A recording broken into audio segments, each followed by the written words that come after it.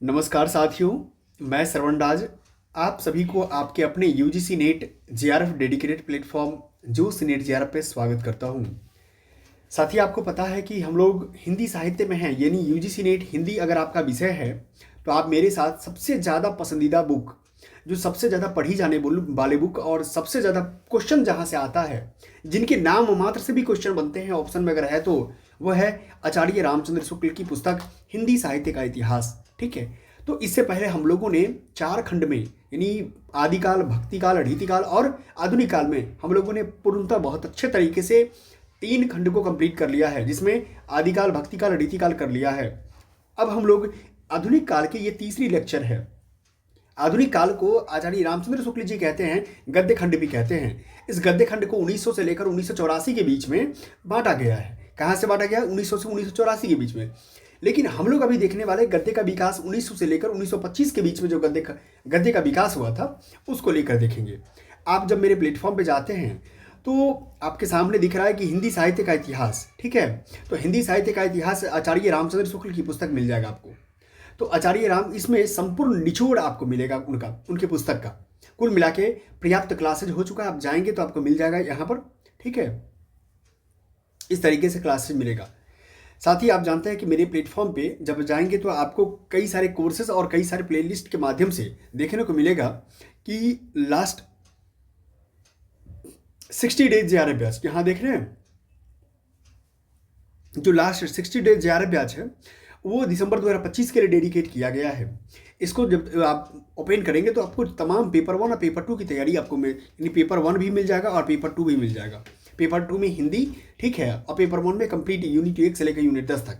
यहाँ पर crash course भी है, यहाँ पर 0 टू हीरो बैच है। यदि आप मान लीजिए बिगिनर हैं या इस पर फर्स्ट टाइम एग्जाम देने वाले हैं तो आपके लिए ये बैच बहुत महत्वपूर्ण है। शुक्ल बैच के माध्यम से आप देखते हैं कि आचार्य रामचंद्र शुक्ल की संपूर्ण लेखनी जो है इसमें आपको दिख जाएगा। ठीक है, जब हम आगे बढ़ते हैं तो आपके सामने देखिए। हाँ, लेकिन एक बात याद रखिएगा, मेरे प्लेटफॉर्म पे आने का मतलब है कि पेपर 1 और पेपर 2 की संपूर्ण तैयारी। क्या है? संपूर्ण तैयारी। ठीक है, कहीं से कोई दिक्कत की बात नहीं है। हिंदी साहित्य का इतिहास चलते हैं आगे। जोश नेट जेआरएफ प्लेटफॉर्म है। आप यहाँ पर जब जाएंगे 4 लिंक को क्लिक करेंगे तो 4 लिंक पर क्लिक करने के बाद आपको यहाँ पर टेलीग्राम का लिंक मिलेगा। ठीक है, टेलीग्राम को जरूर ज्वाइन कर लेना है। साथ ही यहाँ पर सब्सक्राइब कर लीजिएगा।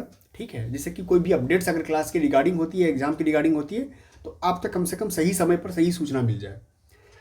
आगे बढ़ेंगे, आपके सामने देखिए इस तरीके से बना हुआ है। साथ ही अगर क्वेश्चन टेस्ट करना चाहते हैं कि मैंने जो कॉन्सेप्ट पढ़ी है उसका किस तरीके से क्वेश्चन आता है, तो आप क्या करते हैं कि मेरे साथ पीवाईक्यू से सिलेक्शन तक यूजीसी नेट हिंदी साहित्य को आप देख लेते हैं। यहाँ से आपको डायरेक्ट 10 वर्षों का, कितने 10 वर्षों का जो है ना पीवाईक्यू यहाँ पर डिटेल एनालिसिस किया जाता है।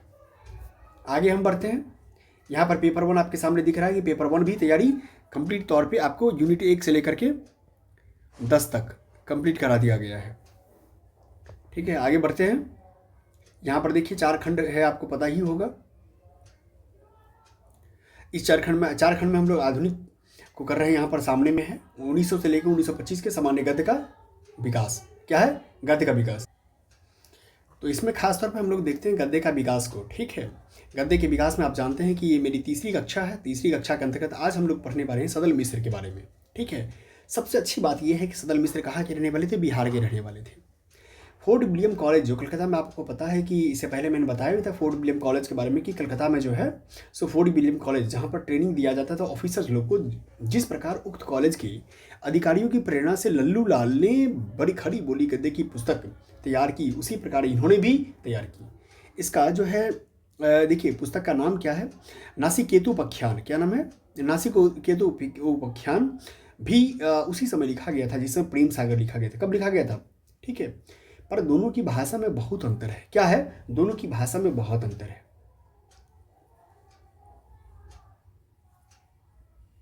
ये नाम याद रखिए, एक ये पुस्तक का और एक ये पुस्तक का, पर दोनों की भाषा में बहुत अंतर है। लल्लू लाल के समान इनकी भाषा में ना तो ब्रज भाषा के तौर पे थी, ठीक है, ना ही भरमार। अब कहते हैं कि परंपरागत तौर पे भाषा की पदावली का स्थान पर समावेश है। इन्होंने व्यवहार उपयोगी भाषा लिखने का प्रयत्न किया, जहाँ तक हो सकता है खड़ी बोली का भी व्यवहार किया, पर इनकी भाषा भी साफ सुथरी नहीं थी। क्या थी? इनकी भाषा भी साफ सुथरी नहीं थी। ब्रज भाषा के भी कुछ रूप हैं और पूर्वी बोली के शब्द तो स्थान स्थान पर मिलते हैं। जैसे एग्जाम्पल में आप देखना चाहते हैं तो फुनहर के बिछौने, चौहिंदिस, शुणी, सोनहर के थंब आदि प्रयोग का ब्रजभाषा के हैं।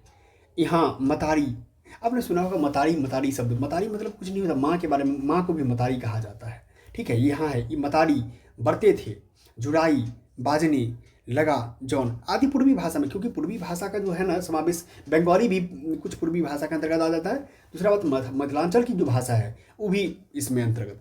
भाषा के नमूने में देखेंगे तो नासिक हेतुपख्यान का थोड़ा सा अवतरण नीचे दिया जाता है। इस प्रकार नासिकेत मुनि, क्या नाम है, नासिकेत मुनि यम की पूरी सहित नरक का वर्णन कर फिर जौन कर्म से जौन कर्म से किए से जो भोग होता है वो सब ऋषियों को सुनाने लगे कि गौ, ब्राह्मण, माता पिता, मित्र, बालक, स्त्री, स्वामी, व्रत, गुरु, इनका जो बाधा करते हैं वो झूठी साक्षी भरते, झूठी कर्म में दिन रात लगे रहते हैं, अपनी भार्या को त्याग दूसरे की स्त्री को बेहाते हैं, औरों की पीड़ा देख प्रसन्न होते हैं, और जो अपने धर्म से हीन पाप में ही गड़े रहते हैं वो माता पिता की हित की बात तो नहीं सुनते, सबसे बैर करते हैं। ऐसे जो पापी जन हैं सो महाडरावनी दक्षिण द्वार के से नरक जा नरकों में पड़ते हैं। क्या बोलते हैं, नरक के बारे में उनका ऐसा मत रहता है कि नरक में जा पड़ते हैं। ठीक है, गद्य की एक साथ परंपरा चलने वाला उपयुक्त चार लेखों के आधुनिक हिंदी का पूरा आभास कौन किया, मुंशी सदासुख लाल और लाल आर सदल मिश्र। दो व्यक्ति के बारे में आपको नाम जानकारी रखना पड़ेगा। क्या नाम है, मुंशी सदासुख लाल और सदल मिश्र की भाषा से मिलती है, व्यवहार उपयोगी इन्हीं की भाषा ठहरती है। इन दो में मुंशी सदासुख लाल जी की जो भाषा है साधु भाषा अधिक महत्व थी। क्या थी, साधु भाषा अधिक महत्व थी। मुंशी सदासुख ने लेखनी भी चारों में पहले उठाई थी, अतः गद्य की प्रवर्तन करने वाले में उनका विशेष स्थान समझना चाहिए। अब कहता है कि संवत 1860 के लगभग हिंदी गद्य का प्रवर्तन जो हुआ पर उसके साहित्य की अखंड परंपरा उस समय से नहीं चली। इधर उधर दो चार पुस्तकें अनगढ़ भाषा में लिखी गई हो, पर साहित्य के योग्य स्वच्छ सुव्यवस्थित भाषा में लिखी कोई पुस्तक संवत 1915 के पूर्व नहीं मिलती। संवत 1881 में किसी ने घोड़ा बादल की बात, आपको याद होगा घोड़ा बादल जब हम लोग कर रहे थे बुंदेलखंड वाला जो आला छंद जब पढ़ रहे थे तो आला छंद में ही हम लोगों ने देखा था। दूसरा एक बताओ तो घोड़ा बादल की बात करेंगे तो पृथ्वीराज चौहान का जो रावल राणा रतन सिंह के समय का बात आता है, उस समय भी इस बात की चर्चा चलती है। तो आप यहाँ देखते हैं कि घोड़ा बादल की बात भी जो है मलिक मोहम्मद जैसी की पुस्तक पद्मावत में है, उसमें भी चर्चा की बात बनती है। इसे राजस्थानी पद्यों में जटमल ने संवत 1680 में लिखा था। खड़ी बोली के गद्य के अनुवाद में है। अनुवाद का थोड़ा सा आपको दिखना चाहिए। यहाँ पे ये अनुवाद देखिए किस तरीके से यहाँ पर अनुवाद की गई है। गोरा बादल की कथा गुरु के बल सरस्वती के मेहरबानगी से पूर्ण हुई, जिस वास्ते गुरु को व सरस्वती को नमस्कार करता हूँ। ये कथा 16 से 80 के साल में फागुन सदी पूनम की रोज बनाई। ये कथा में दो रस हैं, वीर रस और श्रृंगार रस। बिल्कुल सही बात है, गोरा बादल का नाम आते ही वीर रस की बात आएगी। सो कथा मोर छबो नाव गाँव का रहने वाला कबेसर था। उस गांव के लोग बहुत सुखी है, घर घर में आनंद होता है, कोई घर में फकीर दिखता नहीं। संवत 1860 से लेकर 1915 के बीच में, क्या है 1860 से 1915 के बीच में बीच का काल गद्य रचना की दृष्टि से प्रायः शून्य ही मिलता है। संवत 1914 की बलवे के पीछे ही हिंदी गद्य साहित्य की परंपरा अच्छी तरह चली।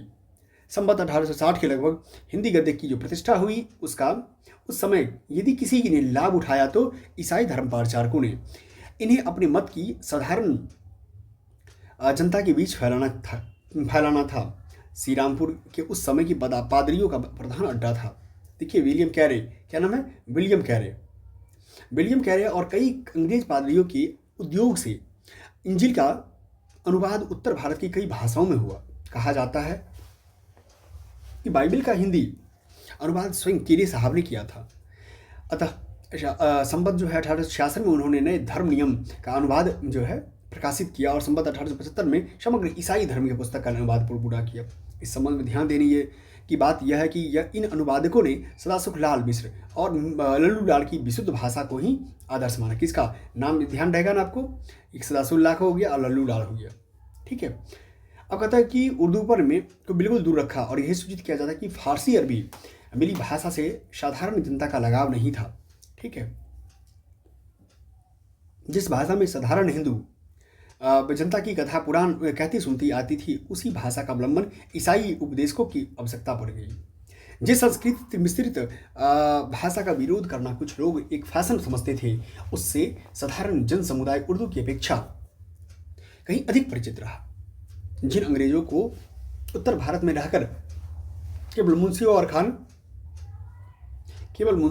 खान समूह की ही बोली सुनने का अवसर मिलता था, वे अब उर्दू या हिंदुस्तानी के को भी जन साधारण की भाषा समझा तो करे आश्चर्य नहीं। पर उन पुराने पादरियों ने जिस श्रेष्ठ भाषा में जनसाधारण को धर्म और ज्ञान आदि के उपदेश सुनते सुनाते पाए, उसी को ग्रहण किया गया।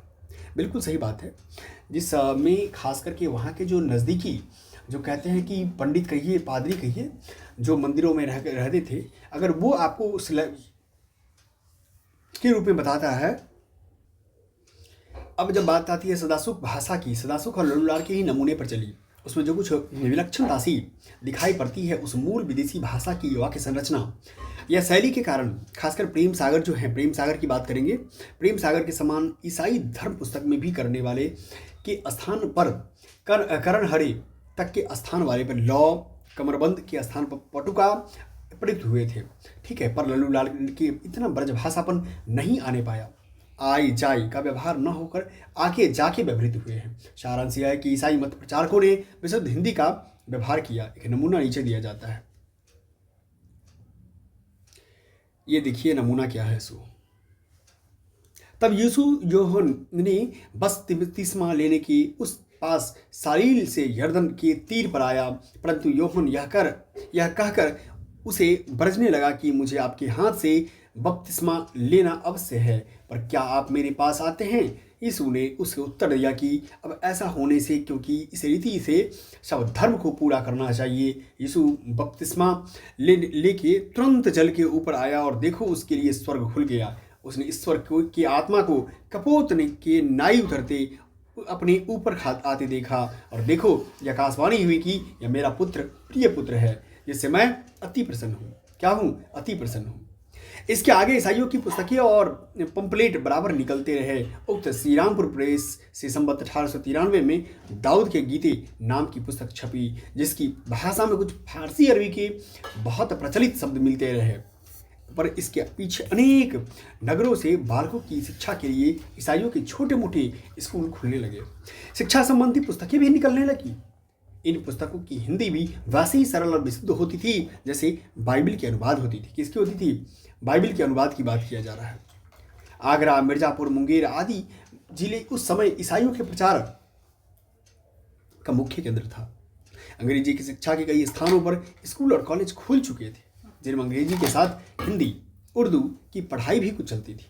अतः शिक्षा संबंधी पुस्तकों की मांग 1900 से पहले ही पैदा हो गई थी। शिक्षा संबंधी पुस्तकों के प्रकाशन के लिए संबत 1890 के लगभग आगरा के पादरियों की एक स्कूल थी, स्कूल बुक सोसाइटी। क्या नाम था? स्कूल बुक सोसाइटी स्थापित हुई थी, जिसमें संबत 1894 में इंग्लैंड के एक इतिहास का और संबत 1896 में मार्समैन साहब के प्राचीन इतिहास का अनुवाद कथासार नाम से प्रकाशित हुआ। कथासार के लेखक या अनुवादक पंडित रतन लाल थे। इसके संपादक पादरी मूर साहब छन दंडवत मद ने अपने छोटे से अंग्रेजी वक्तव्य में लिखा है कि यदि सर्वसाधारण की से इस पुस्तक को प्रोत्साहन मिला तो इसका दूसरा भाग वर्तमान इतिहास की भी प्रकाशित किया जाएगा। भाषा इस पुस्तक की विशुद्ध और पंडिताऊ है कि के स्थान पर कड़ी और पाते हैं, के स्थान पर पावते हैं। आपने सुना होगा खासतौर पे इस तरह की बातें कि मैंने अपनी ये काम करी है, तो की के स्थान पे कड़ी का ना शब्द ज़्यादा मैं देखा हूँ यूज होते हुए। हाँ आपने करी है, इस तरह की जो बातें ना, करी है, खड़ी है, इस तरह की बातें किया जाता था। आदि प्रयोग बराबर मिलते हैं। भाषा का नमूना यह है। परंतु सोलन की इन अत्युत्तात्म व्यवस्थाओं से विरोध भंजन न हुआ। पक्षपातियों का मन का क्रोध न गया। फिर कुलीनों में उपद्रव मचा और इसीलिए प्रजा की सहायता से पिसिट सेरस नामक पुरुष सबों पर पराक्रमी हुआ। इसने सब उपाधियों को दबाकर ऐसा निष्कलंक राज्य किया कि जिसके कारण वह अनाचारी कहलाया। तथापि यह उस काल में दूरदर्शी और बुद्धिमानों में अग्रणी था। आगरी उक्त सोसाइटी के लिए संवत 1897 में पंडित ओमकार भट्ट, क्या नाम है, पंडित ओमकार भट्ट, जिसका भूगोल सार, और संवत 1904 में पंडित बद्रीलाल शर्मा ने रसायन प्रकाश लिखा। ठीक है। कलकत्ता में भी ऐसी ही एक पुस्तक स्कूल बुक सोसाइटी थी जिसने पदार्थ विद्यासागर आदि कई वैज्ञानिक पुस्तकें निकाली गई। इसी प्रकार कुछ रीडरें भी मशीनरियों के छापे खाने से निकली थी। आजमगढ़ रीडर, क्या नाम है, आजमगढ़ रीडर, जो इलाहाबाद मिशन प्रेस से संवत 1897 में प्रकाशित हुई थी। बदले के कुछ पहले ही मिर्जापुर में ईसाइयों का एक आरफीन प्रेस खुला था। क्या खुला था? आरफीन प्रेस खुला था, जिसमें शिक्षा संबंधी कई पुस्तकें शेरिंग साहब से के संपादन से निकाली गई, जैसे भूचरित्र दर्पण, भूगोल विद्या, मनोरंजक वृत्तांत, जंतु प्रबंध, विद्यासागर, विद्वान संग्रह। ये पुस्तकें संवत 1912 से लेकर 1919 के बीच में की है। तब से मिशन सोसाइटियों के द्वारा बराबर विशुद्ध हिंदी में पुस्तकें और पंफलेट आदि छपते आ रहे हैं, जिनमें कुछ खंडन मंडन, उपदेश और भजन आदि करता रहा करते थे। आसी और जान के भंजन देसी ईसाइयों में बहुत प्रचलित हुए, अब तक गाए जाते हैं। सारांश है कि हिंदी गद्य के प्रसार में ईसाइयों का बहुत कुछ योग रहा है। ठीक है। शिक्षा संबंधी पुस्तकें तो पहले पहल उन्होंने तैयार की। इन बातों के लिए हिंदी प्रेमी उनका सदा कृतज्ञ है। क्या है? हिंदी प्रेमी उनका सदा कृतज्ञ रहेंगे। ठीक है। कहने का आवश्यकता नहीं है कि ईसाइयों के प्रचार कार्य का प्रारंभ जो प्रभाव है हिंदुओं की जनसंख्या पर ही पड़ रहा था। अतः हिंदुओं के शिक्षित वर्ग के बीच स्वधर्म रक्षा की आकुलता दिखाई पड़ने लगी। स्वाभाविक बात है कि अगर कोई धर्म, अगर कोई संस्कृति, अगर कोई विचारधारा, अगर आपकी विचारधारा को, आपकी संस्कृति को प्रभावित कर रही है, तो आपके यहाँ जो शिक्षित वर्ग है, वो शिक्षित वर्ग में अकुल लाना बहुत स्वाभाविक बात है, क्योंकि उन्हें भी लगता है कि मेरी स्वधर्म की रक्षा करना बहुत जरूरी है। ठीक है।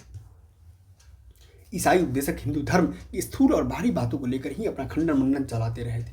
यह देखकर बंगाल में राजा राम मोहन राय उपनिषद और वेदांत का ब्रह्म ज्ञान लेकर उसका प्रचार करने लगे, खड़े हुए। ठीक है। नूतन शिक्षा के प्रभाव से पढ़े लिखे लोगों में से बहुत के मन में मूर्ति पूजा, तीर्थाटन, जाति पाति, छुआछूत आदि के प्रति अश्रद्धा रह रही थी। अतः राजा राम मोहन राय ने इस बातों को अलग करके शुद्ध ब्रह्मोपासना का प्रवर्तन करने के लिए ब्रह्म समाज की नींव रखी थी। कौन रखा था ब्रह्म समाज की नींव? राजा राम मोहन राय ने रखा था। ठीक है। संवत 1872 में उन्होंने वेदांत सूत्रों की भाषा का हिंदी अनुवाद कर रखे प्रकाशित कराया था। संवत 1846 में उन्होंने बंगदूत नाम का एक संवाद पत्र भी हिंदी में निकाला। बंगदूत राजा साहब भाषा में एक आधा जगह कुछ तो बंगलापन जरूर मिलता है, पर उसका रूप अधिकांश में वही है जो शास्त्रज्ञ विद्वानों के व्यवहार में आता है। नमूना आप देख सकते हैं। जो सब ब्राह्मण शांग वेद अध्ययन नहीं करते वो सब भ्रात्य हैं। यह प्रमाण करने की इच्छा करके ब्राह्मण धर्मपरायण श्री सुब्रमण्यम शास्त्री जी ने जो पत्र शांग विधायन यहीन अनेक इस देश के ब्राह्मणों के समीप पढ़ाया है, उसमें देखा जा जो उन्होंने लिखा है। विधाध्ययनहीन मनुष्यों को स्वर्ग और मोक्ष होने वाले शक्ता नहीं। कई नगरों में जिनमें कलकत्ता मुख्य था, ये छापे खाने हो गए थे।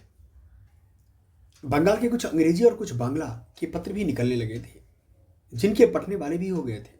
इन परिस्थितियों में पंडित जुगल किशोर ने, जो कानपुर में रहने वाले थे, संवत 1883 में जुगल किशोर का नाम याद है, उदंड मारदंड नाम का एक संवाद पत्र निकाला।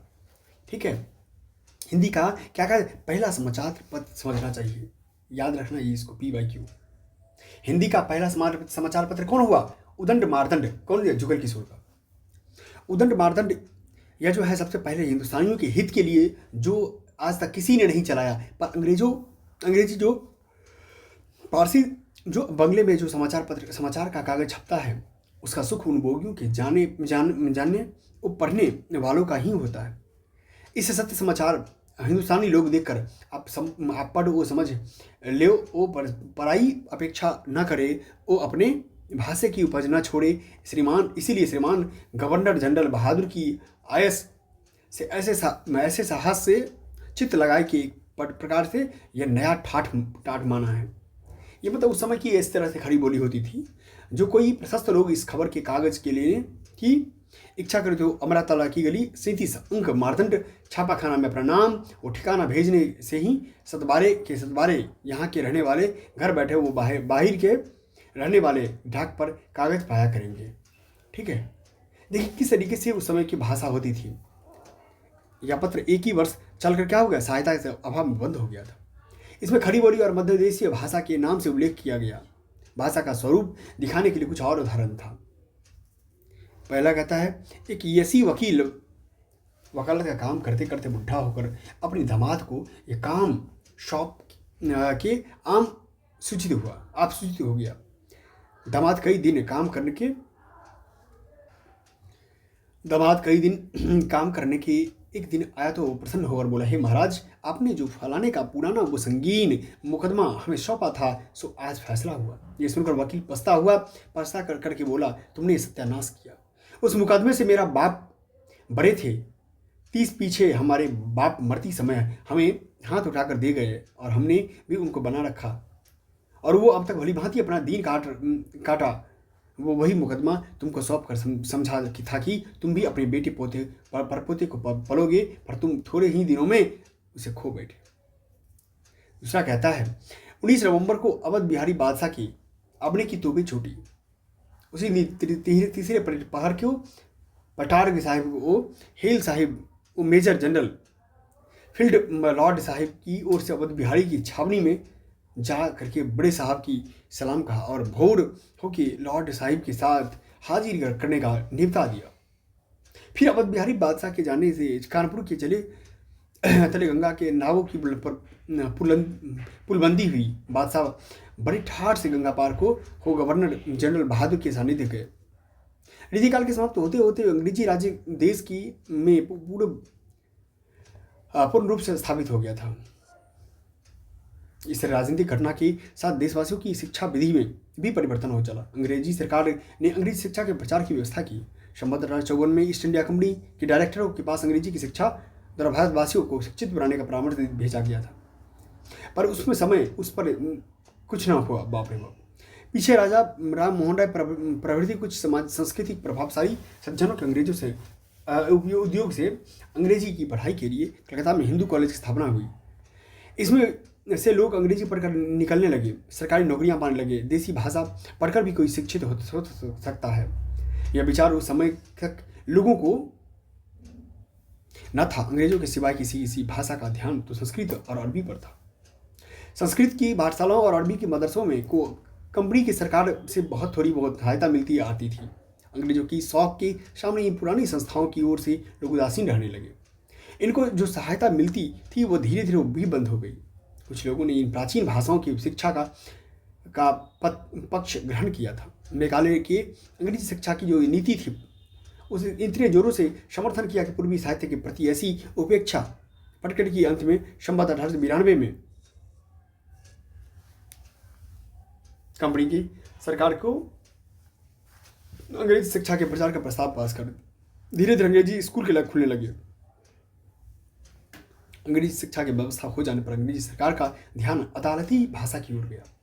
मंगोलों के समय में अदालती कार्रवाइयां और दफ्तर के सारे काम फारसी में होते थे और अंग्रेजों का आधिपत्य हुआ तब उन्होंने दफ्तरों में वही परंपरा जारी रखी। किसका? फारसी का। दफ्तरों की भाषा फारसी रहने तो दी गई, पर उस भाषा लिपि से जनता के अपरिचित रहने के कारण लोगों को भी जो कठिनता होती थी उसे दूर करने के लिए संवत 1860 में एक नया कानून जारी किया गया था। कंपनी सरकार की ओर से एक आज्ञा निकाली गई।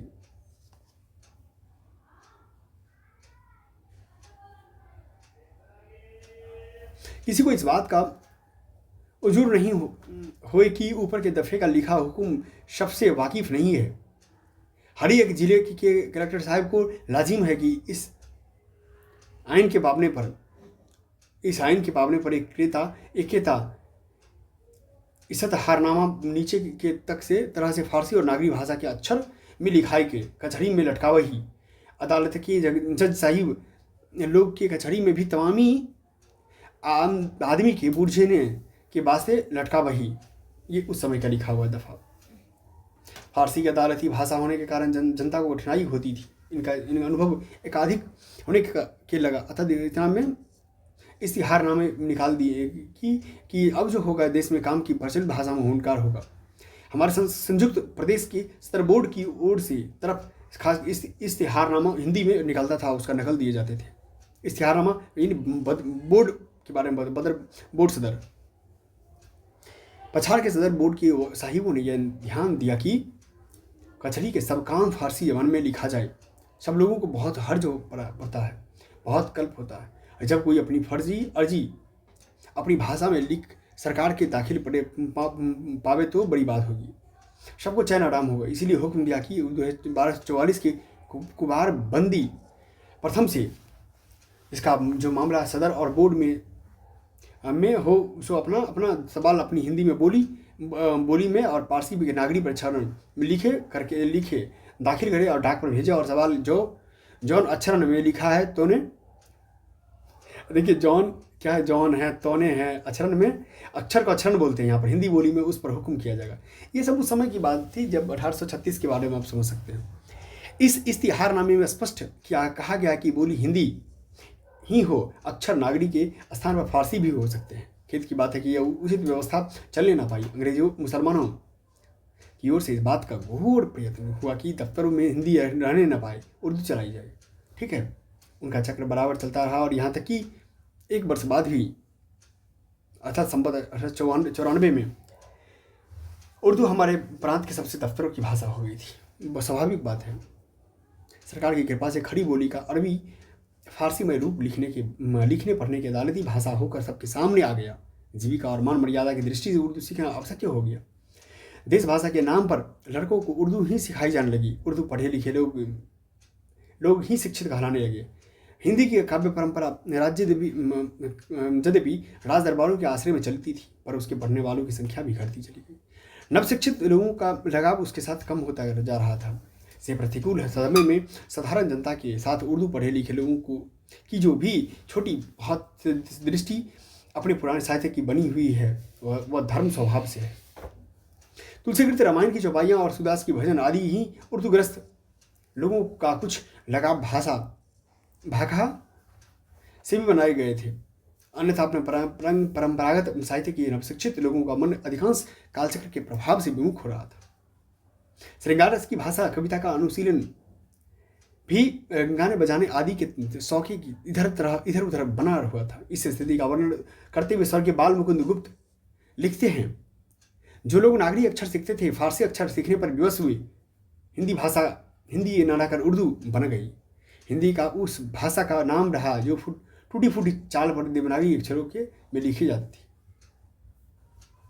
ठीक है, अब हम क्या करेंगे, यहाँ से खास तौर पे हम लोग नेक्स्ट टाइम पढ़ेंगे। ठीक है, नेक्स्ट टाइम पढ़ने वाले हैं।